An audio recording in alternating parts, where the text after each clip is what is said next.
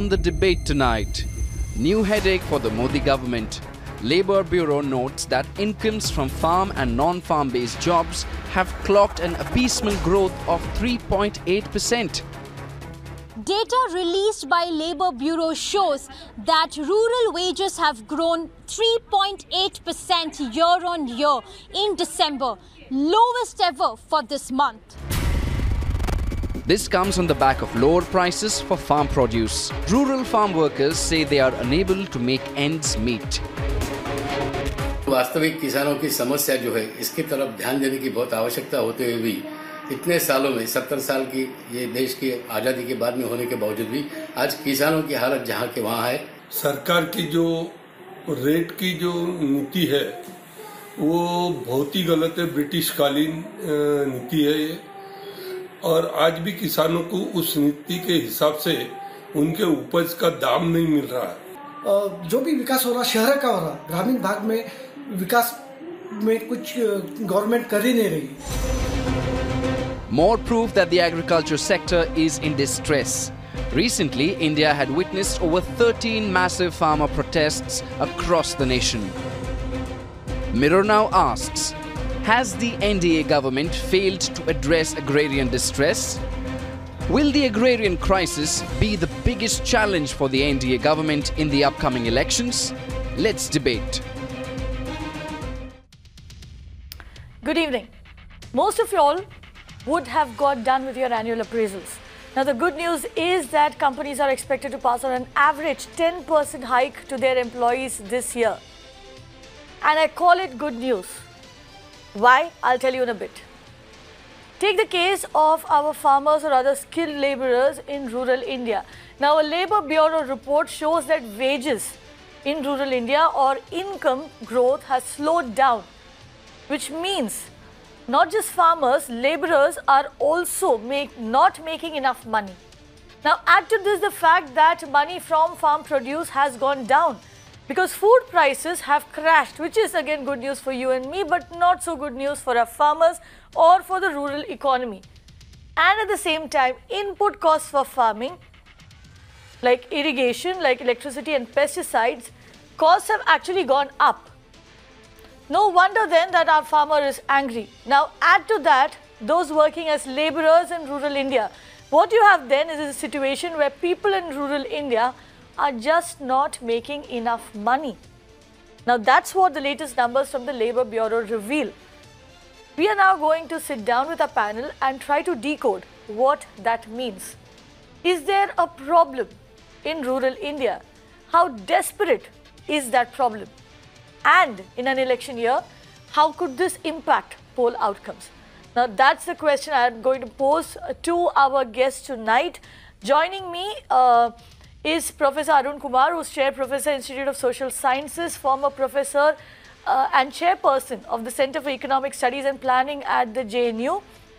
Also joining me is G. Chandrasekhar, who is a Senior Journalist, and Harish Damodaran, who is a Rural Affairs and Agriculture Editor with the Indian Express. Joining us in a little bit will also be Bhaskar Ghosh, who is a spokesperson of the BJP, and Avik Saha, spokesperson of Swaraj India, and Sulaiman Mohammad Khan, who is a spokesperson of the Congress Party. But I'll begin, of course, with you, Harish Damodaran. You have, of course, reported on those numbers that came out of the Labour Bureau. If you could tell us what it means for rural India, how bad or how dire is the situation? See, everybody knows that farm incomes have been under stress, because of prices crashing across crops. Okay, but what is very clear is that the problem is not just confined to farmers. It's also confined to the other sectors of the rural economy. The rural economy is supposed to be very diversified and is more diversified than what it was. And generally there was a talk that okay, yeah, farming is doing badly, but rural India is not just about agri. The non-agri is doing well. That was the thing. But now it's very clear that even non-agri incomes are under stress. You know, the fact that not just agricultural wage growth, but even, you know, so-called skilled works, you know, even there the wages are under pressure. You know, whether it's a plumber, whether it's an electrician, whether it's a construction worker, whether it's a driver. You know, so I think what we are seeing is a general rural stress, you know, which goes beyond agriculture. You know, initially it was probably mostly based on agriculture, you know, because of low prices and all. But basically the rest of the economy too is not doing well, you know. Whereas I think what we were having earlier was you had good agriculture growth, high prices, you know, prices were increasing every year. So you had good farm income, farmers were spending that money, you know, and that was in turn sort of triggering all round rural activity. That was what we were seeing. Whereas now the whole thing seems to be decelerating, and we don't have enough jobs even in sectors like manufacturing, you know, construction. Those were the kind of things where, so probably, I don't know, maybe the impact of both demonetization and GST. I mean, I think the cumulative impact.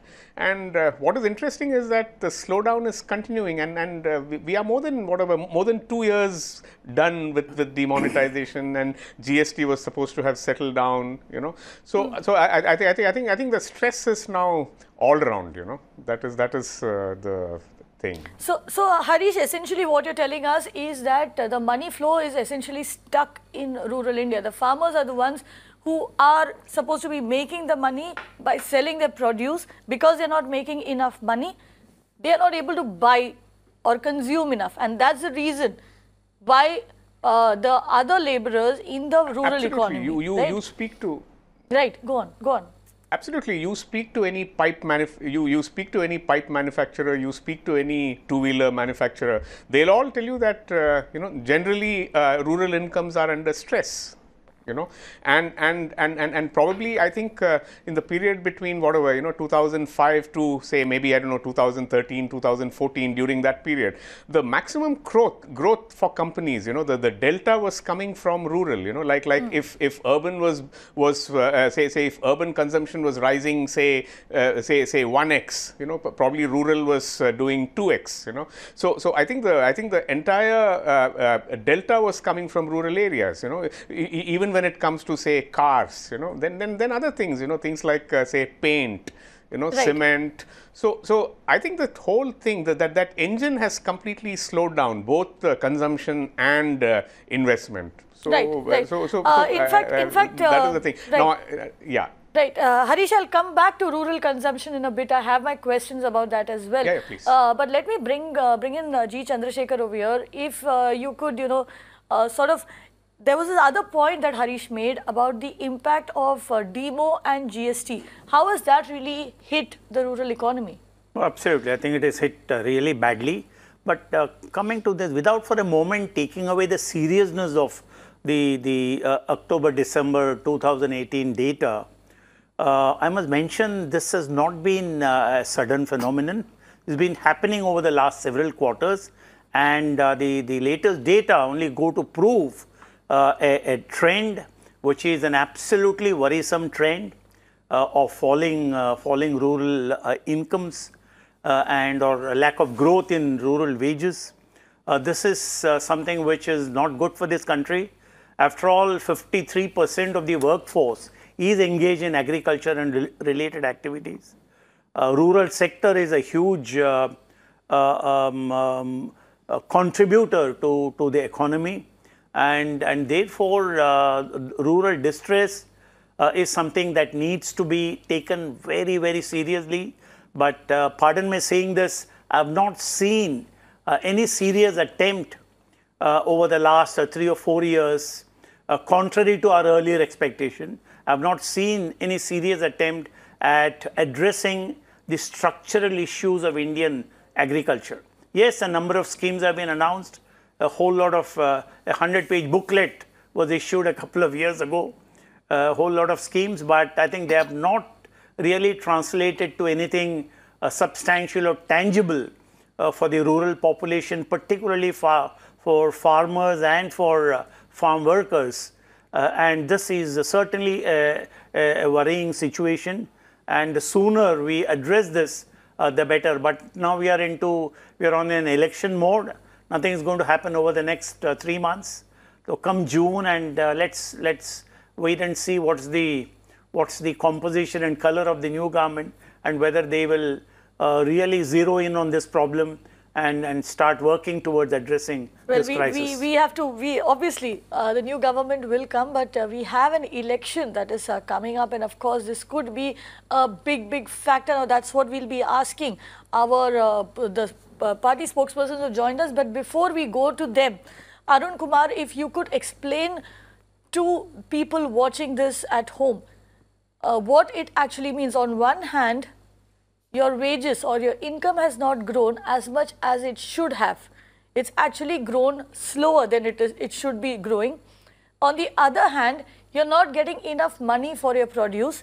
And on the third hand, you're also seeing a situation where input costs, the cost for pesticides, the cost of fertilizers, the cost of water, electricity, etc., is actually increasing.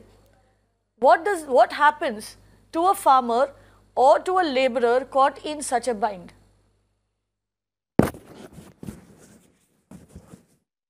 So, to explain, the problem of farming is the problem of the unorganized sector. We know that the unorganized sector employs 94% of the workforce, and it produces 45% of the output. Now, if the unorganized sector is in trouble and 94% of the employment is being hit, as data seems to suggest, then it means the demand comes down, and therefore the bulk of the demand for food which comes from the unorganized sector, if that demand comes down, food prices also go into a deflationary situation. Second point is that when these people get unemployed in the urban areas, they go back to the rural areas, and therefore there's excess labor over there, and that puts pressure downward on the wages, both farm wages and non-farm wages. So in other words, the wages do not rise, the prices for the farmers fall. These are all linked to the fact that the unorganized sector is declining. And as has been already said by the previous panelists, the shock to the economy was first by demonetization, because the unorganized sector works in cash, and when there was cash shortage, it's the unorganized sector that got hit. And then the GST, which also hit the unorganized sector because they are not computerized, they cannot cope with the GST mechanism. So even though they are exempted from GST, they still cannot cope with it, and therefore demand is shifted to the organized sector. So as a result, the unorganized sector got hit both by demonetization and by GST, and then by digitization, which is going on in the economy, because the unorganized sector cannot deal with digitization. As a result of this, what you find is the Manrega demand has shot up. The allocation 2 years back was 37,000 crores, now it's 60,000 crores. So the demand is persisting. Now, all this implies that there are a lot of people in the rural area looking for work. Therefore, the wage rate has declined. Now, the question is that still does not mean incomes of the workers have declined. That is because the amount of work available per worker, that is also declining. So not only the wage rate, because the wage rate has marginally risen.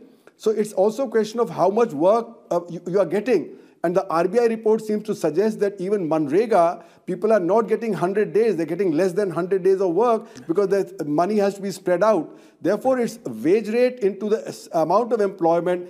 That together is the income of the workers, and that is decline. So in other words, the crisis of farmers, the crisis of farm laborers is the crisis of the unorganized sector in the economy as a whole. And unless we are able to address that problem will persist. And that's why we see that in spite of demonetization having been done 2.5 years back, in spite of GST being done more than 20 months back, the problem is persisting because the unorganized sector remains in crisis. And what you see in the farm sector is the crisis of the unorganized sector. Right. Harish, just to put things in perspective, if you could tell our viewers over here, what is the average wage in rural India currently? That depends, it depends from state to state. But generally, you can say about, say, 350 rupees, 325, 350 rupees. The thing is, it's not rising, See, earlier 10% increase raise was very normal, whereas now it's hardly increasing. The rates are not increasing, and as Professor Arun Kumar said, even the number of days of employment also are probably coming down. So probably the way to measure stress is not just by wages, but wages into number of days. So if you look at incomes, probably definitely they are under stress. And you can see it. Like for example, say 4 years ago or 3 years ago, you try and we are in cities. You try and look for a maid servant. So somebody who will work at home. It was very difficult. To get a full-time help. Today you call out. You'll get. I don't think you'll have to wait for more than 1 week. It's very clear.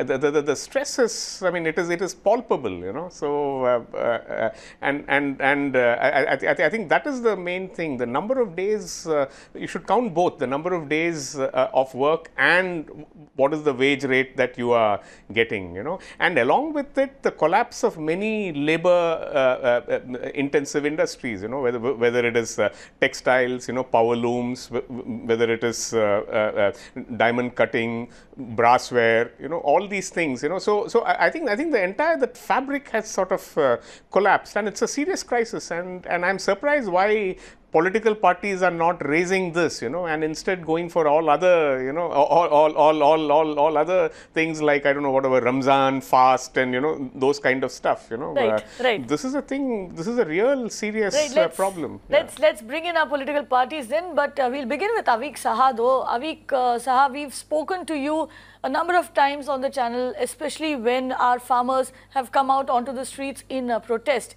But tell us this, do you think that as a country, we've sort of underestimated the distress in rural India? First, I want to congratulate Harish for that excellent article. As always, his info journalism is a class apart.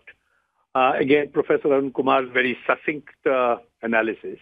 You see, the crisis of jobs in the agri sector, in rural economy, was clear to us more than a year and a half ago.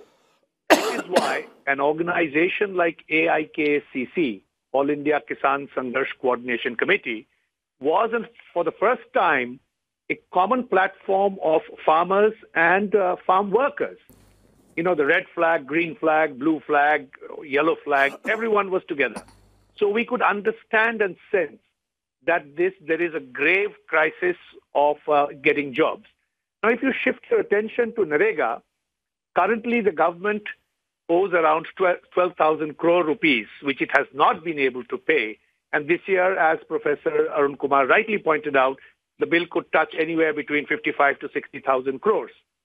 So overall, what is happening is it's not just a question of jobs not being there or the price of the labor costs not rising. What's happening is we are seeing people ready to work for Manrega at half the average annual labor rate. Manrega gives you something like between 170 to 180 rupees. That's almost half the labor rate that Harish was pointing out. So we are pushing a lot of people towards a dole economy, and that's something to be very, very alarmed about. I'm sure the Congress spokesperson will have something to say about that. But overall, the prognosis is very, very serious. If a large section of the population has to move on to dole, then your whole economy is about to collapse. That's how we see it. And it's alarming. It's very alarming.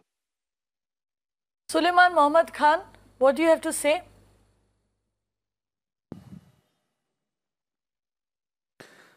I think, as we all know, that the agricultural sector or the farming sector is under, great distress. Therefore, this rural, wage growth rate is going down. If we compare of UPA2 from 2009 to 13, the average year-on-year wage growth rate in real terms is 6.7%. And if we compare from 2014 to 18, during this NDA or BJP government's 0.5%. So it's very clear that the rural wage growth rate is, in a bad shape. It's going down. And even if we see the agricultural growth in past 4 years, it's 1.9%. And if I compare for 10 years of UPA, it was 4.2% on an average from 2004 to 2014. One of our panelists was talking about Manrega. Manrega work days have dropped from 45 days. In 2014, the work days average was 45 days. In 2018, it's 16.3 days as per the RBI report. 99% of Manrega wages remain unpaid in April 2018.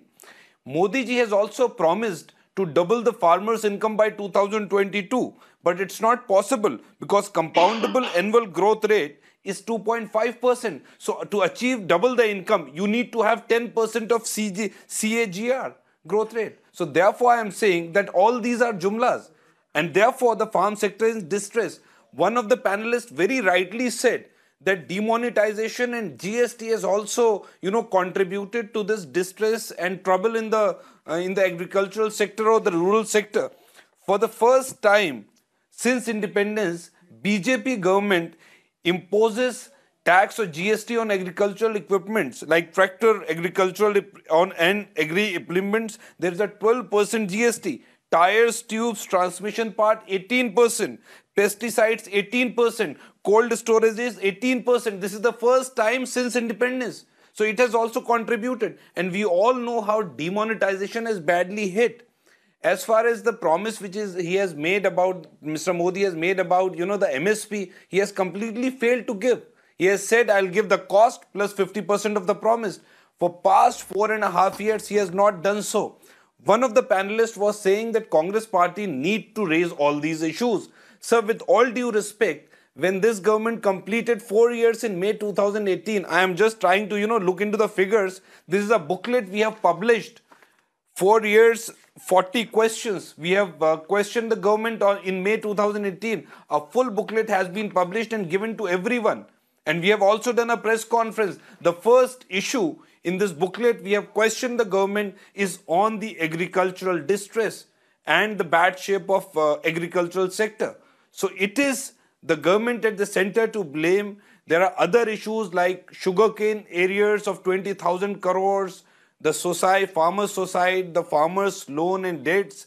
So all these issues are completely, all are contributing to this agricultural distress and drop in rural wage growth rate. Right, Sulaiman Mohammad Khan, it is very nice that the Congress has actually published a booklet and you brought it out before the elections, but we would have wished that you'd asked those questions often enough.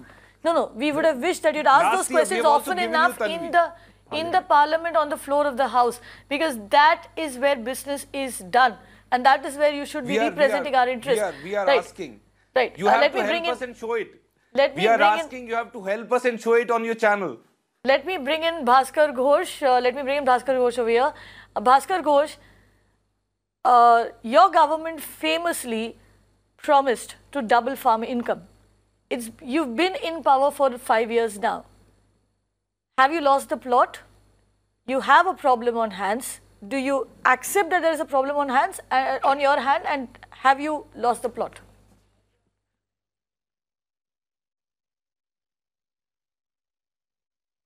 First of all, Kavita ji, let me see, my Congress friends was talking a lot of statistics and all this kind of thing, but he should remember that whatever MSP price we are giving for last 5 years we have just completed is much higher than what they have even thought of. Now you're talking about the double the income. So it is a complete basket, it's a package what we are offered. One side we have increased the income or increase the MSP. We have given subsidy in a NIM coated urea. We have given us a lot of relaxation in the power, in the electricity consumptions. We have created a whole benchmark of infrastructure for the producer to get the maximum price for its products. We have created a market. We have set up an operational digitized system get the market, the consumer and the producers as close as possible.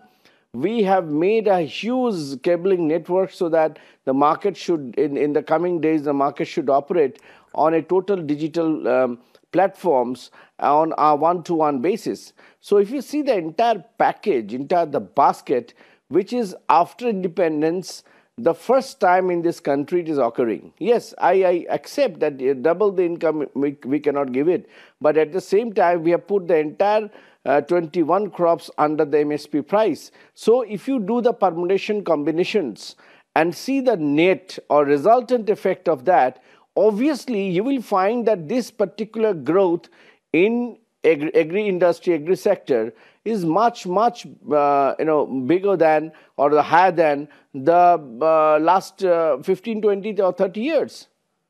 Right. Let me now bring in, fortunately I have with me two gentlemen who track the agriculture sector very, very closely. G. Chandrasekhar, would you care to tell us how the MSP increase has actually played out on ground? Has every farmer got the benefit of MSP for every crop that has been announced? We believe, from what Bhaskar Ghosh tells us, MSP was increased for 21 crops. I'm happy you asked this question. I remember a few months ago in the Reserve Bank's annual meeting, I was asked to speak there, and I was asked to discuss MSP and its impact on the market and impact on farmers. And I said MSP is a political imperative. You can't do without it. MSP has got to be announced. But MSP more often than not is completely unrelated to market conditions. You take pulses, for example. We had a couple of years ago, Arvind Subramaniam committee report, where I found he said pulses have fantastic qualities of nitrogen fixation. Therefore, farmers must get a much better price. He completely ignored market conditions because pulses are allowed for import freely, and the world market has enough and more pulses to supply to India. And therefore, you kept the import window open, but you raised the MSP. For farmers never got the MSP, or most of them did not get the minimum support price. Therefore, MSP alone is not going to work in our country. We need MSP plus plus. What is this plus plus? The first plus is a robust procurement system. When prices fall below the MSP, we need a robust procurement system to mop up and support the market. Second, often I have found that procurement alone is not going to work. We also have to look at our import-export policy. We have to look at our tariff policies, import duties and export duties. Again, going back to the pulses example, when pulses MSP was raised, but we had a large crop in this country, prices declined, imports were still coming into this country, 6.6 million tons of import, and the procurement was weak. Therefore, we are still carrying that burden of inventory in the last 2 years, and therefore prices are not recovering. Therefore, you need MSP, which is a political imperative, but you need a robust procurement system, plus you need a very judicious combination of trade policies and tariff policies. So is it safe to say then that most farmers have not really benefited from the increase in MSP? Oh, certainly in case of pulses, yes, I have no doubt at all. But I can't say the same thing about rice and wheat. In rice and wheat, most farmers in Punjab, in Haryana, in UP and parts of Madhya Pradesh have certainly benefited. But in several other parts of the country, I'm sure there are pockets which are left out of the food corporation's procurement system. And therefore, we can't say that we have a robust procurement process in this country. I think we need... No. Explain that. When you say they're left out of the food corporation's procurement process, does it mean that they have to sell in the open market? And then when farmers sell that produce in the open market, are they being paid at least the MSP, or are they getting lesser than that? Not really. There is actually distress sale. And I know in case of oil seeds, I know in case of pulses, there is actually distress sale in regions where there is no procurement. So there you have it. You have most farmers actually indulging in distress sale of their crops. They're not even getting... Add one point? Right. Please come in. Sulaiman Khan, please come in. Yeah, Kavita, you know, I'm just trying to add to the learned panelist observation. The agriculture exports have plunged and imports have risen is very right. You know, the figure for 2013-14, and it is in US dollars in billions, was 43.23 billion US dollars. And in 2016-17, it's 33.87. The exports have gone down by some 9 billion US dollars, and import was 15.03 in 13-14, financial year 13-14, 15 billion US dollars. And it is in 16-17, it is 25. It has risen. And you know, as far as the pulses are concerned, the food grain mafia was permitted to import pulses at the rate of rupees 44 in financial year 2015-16 and were allowed to sell it at 230 per kg. This is the truth. And you know, the production of pulses was bumper, 221 lakh tons in 16-17. Still, we imported 56 lakh tons of pulses at a rate of 44 per kg. This is what has happened. As far as sugarcane is concerned, you know, there was a bumper production of sugarcane of some 31. In that case, what you're essentially telling us, import of 15,000 metric tons from Pakistan. Let me make it very clear for our viewers over here. What we are looking at is a situation where the MSP, which is a minimum support price, below which a farmer should not be selling his produce, is not really followed across the country. Absolutely. What is in fact happening is, in a lot of cases, farmers are ending up with a distress sale. Now, the other problem, like Sulaiman Khan just pointed out, is that at the same time, agri-imports have gone up, agri-exports have come down, which means even though we have a good crop, we are still importing more of that crop. Down, yes. And which is the reason that prices have collapsed. Now, that's the situation that we are looking at in the market. Now, the other thing that you mentioned, Bhaskar Ghosh, if I could bring in Professor Arun Kumar on that, Bhaskar Ghosh spoke about automation. I understand over here this is what this is what was also earlier called as e-Mandi, a mechanism to link all the markets in the country. Electronic market. Has it really taken off? Is it working? Chance in hell. You know, let me step back slightly. What I'd like to suggest is that the farm gate price which the farmer gets is different from the price which is available in the mandi.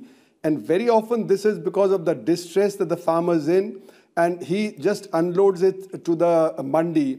You know, and the demonetization process, when it brought about a shortage of cash, what it meant was that the farmer was not getting the cash immediately from the trader, and that caused further distress to him. So demonetization had this effect of separating the farm gate price from the main mandi price even more than what it was earlier. There's always a gap, and that caused further distress. Second point I'd like to make is that we are talking about supply side responses. We should talk about the demand problem. The problem of demand is that there's inadequate demand, and that's why 40% women and children are malnourished. If they had enough purchasing power, they'd be able to buy that and there would be no surplus. And actually the stocks that we have would simply disappear if 40% could eat properly what they had. So in a sense, what I'm saying, the unorganized sector where the demand has fallen dramatically, that is the reason why stocks have risen. Now, this is an old problem because it's not that malnourishment has started now, but this problem is getting aggravated even further, and therefore the problem is arising.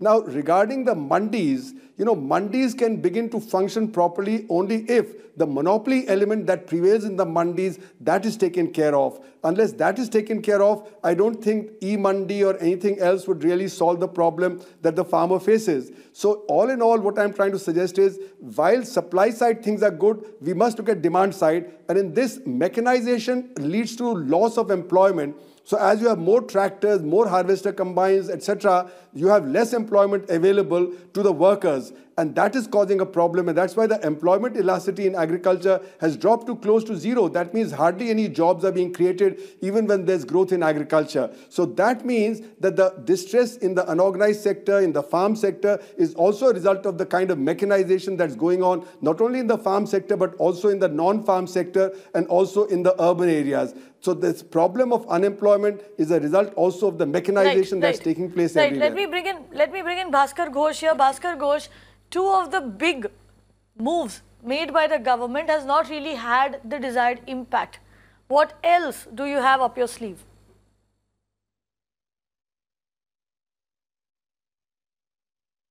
No, I don't understand. I was just following closely the statistics and whatever is my fellow panelists are talking about. But Kavita, just answer my one question. If such a situation, how we can achieve a GDP of around 7.2, 7.5%? Because the industrial sector is growing, agricultural sector is growing. If it is not grown, what he's talking about, then how we can achieve such a high GDP? I don't understand the economics of or the mathematics of economics if it is like that. Number two, whatever is Professor Arun Kumar is talking about, so with due respect to him, these infrastructure, whatever he's talking about, the e-portal or the e-markets and the digitization and the giving infrastructure and also giving the crop insurance, giving the Kishan credit card, then giving a lot of relief from the bank interest. So all these things you have to take, as again I'm talking about, in tandem with each other. You have to see whether the farmers are getting from the trap of interest, whether they are getting directly to the market, to the producer to consumer, the difference is reducing or not. Obviously, what my fellow panelists are talking about, that we have not achieved the targets. It will take some time. Even the effect of the demonetization and GST will take some more time in the longer run to be felt. But we talking about the holistically, we want the entire agricultural community to get out of the trap which was created for last 70 years. So if you go on point-to-point statistics, maybe the answer, you'll not get the answer properly. But if you talk about the entire holistic policy decision of the government and implementing phase-wise of that, right, whatever has been done for last 70 years cannot be undone in 5 years. But of course, in 5 years, we have given a new direction of agricultural growth, agricultural the crop insurance and the agricultural, we can say the agricultural habitat in the whole as a whole. Right, Bhaskar Ghosh. So that you must be appreciating. In fact, also Bhaskar Ghosh just now spoke. One second. Bhaskar Ghosh just now spoke. I want to make a quick point, Kavita. Right. But I have a question that I want to put to you, gentlemen. In fact, let me play devil's advocate over here. Bhaskar Ghosh spoke about the GDP numbers. Now, there are a couple of other rural economic indicators. Let me bring that into play. Now, the Economic Times says that if you look at tractor sales, which is an indicator of the growth of the economy in rural India, tractor sales have actually gone up 22% over the last 1 year, between 2016-17 and 2017-18. At the same time, two-wheeler sales, also an indicator for rural economy, has also shown a 14.7% increase according to SIAM. Now, if one of you gentlemen could just explain to me how is it, like Bhaskar Ghosh so eloquently put it, on one hand you have the GDP going up, on the other hand you have tractor sales and you have two-wheeler sales going up. How is it that people in rural India are not making enough money? If they are buying, why don't they have the money in their pockets? Can I ask Arun Kumar to explain that to us? Yeah, in fact, it is contradicting. Right. Bhaskar Ghosh, let Arun Kumar answer that question. I'd like to point out that the data on the economy's growth rate of 6% or 7% is based largely on the organized sector data. The unorganized sector data comes with a time lag of 5 years.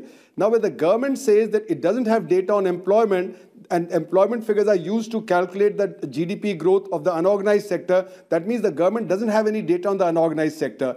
Now, the unorganized sector, if you look at the various surveys done of the unorganized sector, like All India Manufacturers Organization, you look at Punjab, Haryana, Delhi Chamber of Commerce and Industry, unorganized sectors decline. So the real rate of growth of the economy is 1%, it's not 7%. And that's why the data is consistent that unemployment is rising, farmers are in distress is consistent with 1%, but not consistent with 7%. So if the rural distress is real, then the economy cannot be growing at 7%. That's my point number one. Point number two is that more tractor sales means less employment generation for the rural Professor labor. Kumar, I want to make a point here. I want to make a point. One second, Bhaskar Ghosh, let him make his point. Even the World Bank is talking. Bhaskar Ghosh, let him make his point. Give him a minute. Yeah. More. Professor Arun Kumar, please go on. More tractor sales will mean less employment generation in the rural areas. So what we have is mechanization, more harvester combines, more threshers, more tractors. Therefore, the employment situation deteriorates further, and therefore the farm distress increases further for the lower sections of the farming community and the employment generation. Right. Bhaskar Ghosh, I know you want to come in, but let me also bring in Harish Damodharan. He wanted to make a point. Yeah. So do I. Yeah, you look at tractor sales, 2017-18, the high growth came after 2 years of decline. Okay, 2013-14, tractor sales peaked, 14-15, 15-16, it fell, and then you had 2017-18, which caught up. Okay, and two-wheeler sales, you look at the data for the current fiscal, 2018-19. Prices have crashed, and if you ask two-wheeler manufacturers, they'll tell you that a lot of stock is now lying lying with the dealers. Okay, and nothing is selling from there. You know, so a lot of stocks are accumulated at the dealer's end, and that is why now you are seeing sales come down even in the case of two-wheelers.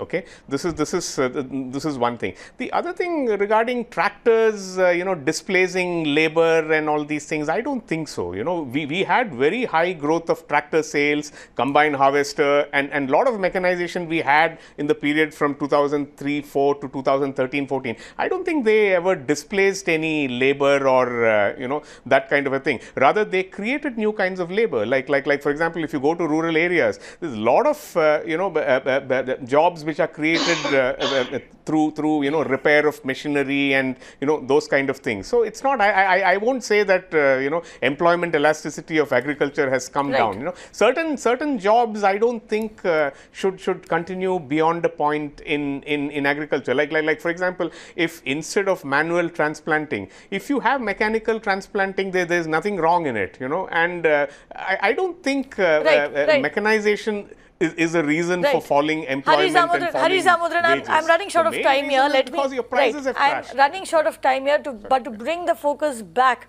to where it belongs on rural wages and the fact that we seem to have a distressed rural economy on our hands right now.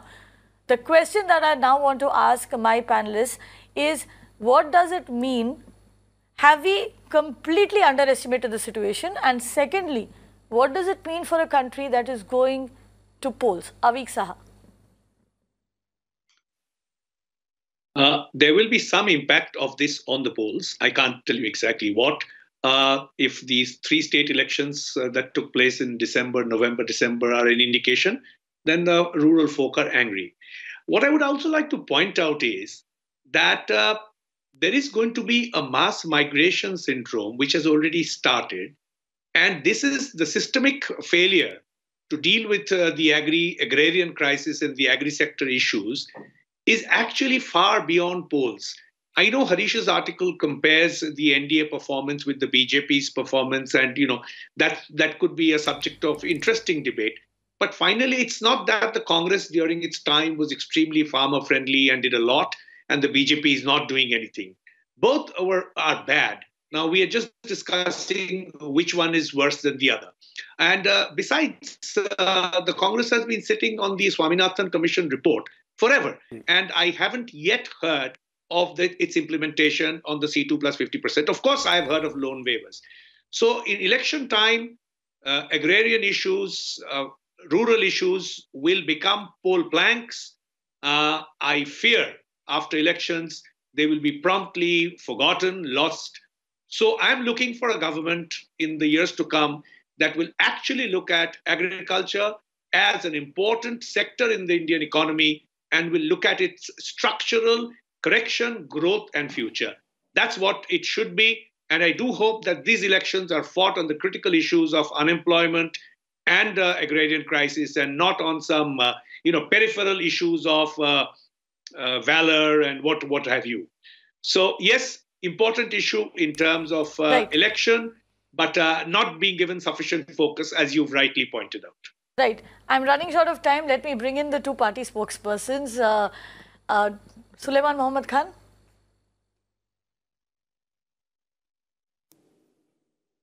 Yeah, the learned panelist said that Congress has been sitting on the Swaminathan Commission. It came in 2006. And yes, it's right. We were there for some 7-8 years after it came. But even Mr. Modi, who has promised the sun and the moon to the people of the country, has completely failed. He has not even fulfilled the promises. Do you have a solution? Very quickly, do you have a solution? That is, I'm giving you 1 minute. 50%. Do you have a solution? Yeah. What is your solution to rural I'm telling one by one because I didn't have a chance in between.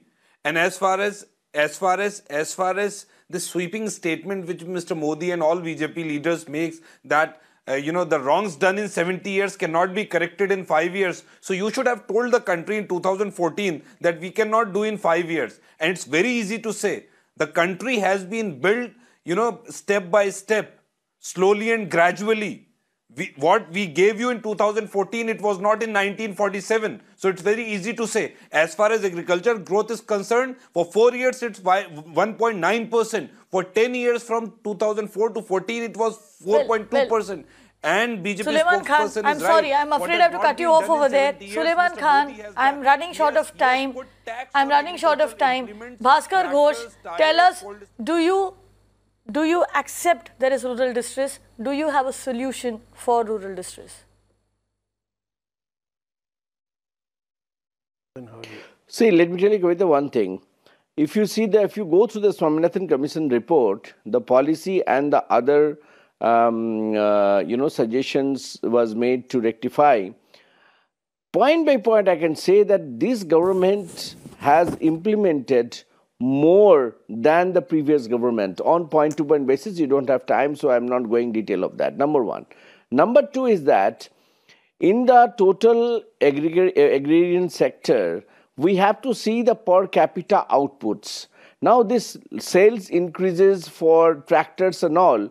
These all justifies that whatever cultivable land is available, out of that, the per capita output have been increased or not. That is our mechanized system of the farming. Now the supportive system, that is water, providing the water, providing electricity, providing the urea, providing other allied factors, whether there is a stark improvement or not.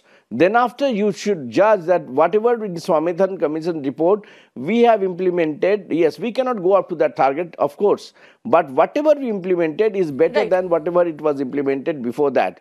So the holistically, if you see the per capita to GDP, right, it has been increasing. Bhaskar Ghosh, let's not try and hide behind numbers. So let's not try and throw numbers and confuse the country or confuse the viewers over here. What we need to understand is that there is a situation. We do have a situation in the rural economy. There is a serious problem over there. You have a problem where people are not making enough money. You have a problem where they are not able to invest enough because input costs have gone out of hand and they are forced to survive with the little that they have. We have a situation where the people who put the food on our plate do not have enough money to eat themselves, to feed their own children. And that is the problem over here. And the other problem, of course, is the way that our governments have been looking at the entire issue. Our governments, whether it is the BJP, whether it is a Congress before the BJP, all of us need to take a step back and understand over here. The farmer is not asking for much. The farmer is asking for a fair price for his produce. The farmer doesn't want your pity. The farmer wants his dignity. He wants a fair price for his produce. The day you give him that, that is the day that you will have won over the farmer and the rural economy. Something that our political parties can keep in mind before going into the polls. Thank you very much.